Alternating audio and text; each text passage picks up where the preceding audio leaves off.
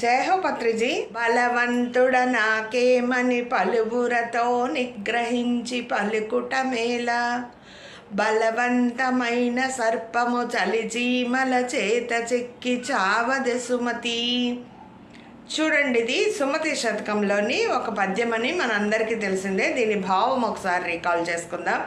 దురహంకారం చూపడం మంచిది కాదని ఎంతో బలవంతమైన పాము ఎంతో శక్తివంతమైన విషయం కలిగి ఉన్నప్పటికీ చిన్న చీమల కొట్టడంతో చనిపోతుంది అని చెప్తారు.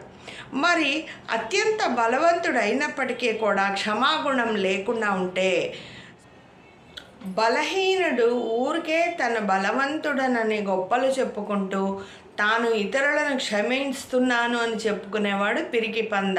పెద్దలు చెప్తారు, కొండలు పిండి చేయగలిగి కూడా క్షమాగుణం చూపగలిగిన వాడే ధన్యుడు సుమతి అన్నారు.